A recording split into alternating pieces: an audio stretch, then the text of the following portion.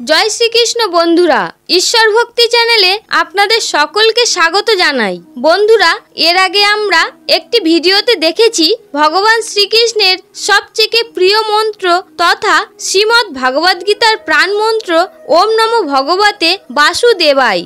এই মন্ত্রটির প্রকৃত অর্থ কি সেটি সম্পর্কে, কিন্তু আজকে আমরা এই ভিডিওতে আলোচনা করব ভগবান শ্রীকৃষ্ণের সবচেয়ে প্রিয় এবং সহজ হরে কৃষ্ণ মহামন্ত্রটির সম্পর্কে।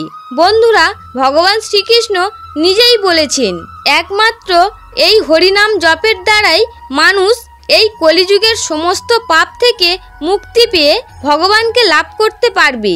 তাই বন্ধুরা, আমাদের প্রতিটি মানুষের উচিত এই হরিনাম মহামন্ত্রের আশ্রয় গ্রহণ করে ভগবানের সান্নিধ্য লাভ করা। তাহলে চলুন বন্ধুরা, আজকের এই ভিডিও থেকে আমরা জেনে নিই হরে কৃষ্ণ মহামন্ত্রের অন্তর্নিহিত অর্থ সম্পর্কে। ভিডিওটি শুরু করার আগে আপনাদের কাছে একটি ছোট্ট অনুরোধ, কমেন্টে সবাই জয় শ্রীকৃষ্ণ ও রাধে রাধে লিখতে ভুলবেন না।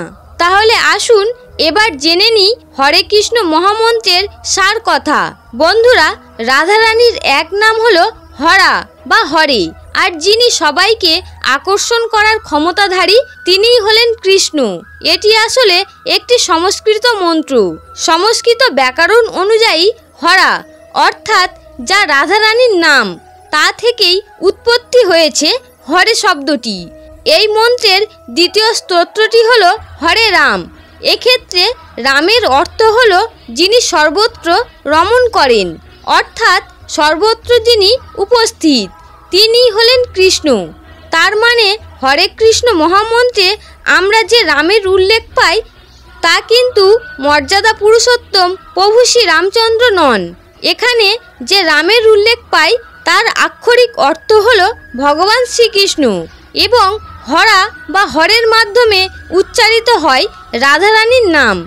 এই জন্য কিছু সম্প্রদায়ের মানুষ হরের জায়গায় সরাসরি রাধার নামই মন্ত্রটি পাঠ করেন, যেমন রাধে কৃষ্ণ কৃষ্ণ কৃষ্ণ রাধে রাধে, রাধে শ্যাম শ্যাম শ্যাম রাধে রাধে। তাহলে বন্ধুরা, এই ছিল হরে কৃষ্ণ মহামন্ত্রের অন্তর্নিহিত অর্থ। ভিডিওটি দেখে যদি ভালো লাগে তাহলে অবশ্যই একটি লাইক করবেন, এবং আপনারা যারা এই চ্যানেলে নতুন তারা অবশ্যই চ্যানেলটিকে সাবস্ক্রাইব করে নেবেন এবং বন্ধুদের সাথে শেয়ার করে দেবেন, যাতে তারাও ভিডিওটি দেখে উপকৃত হয়।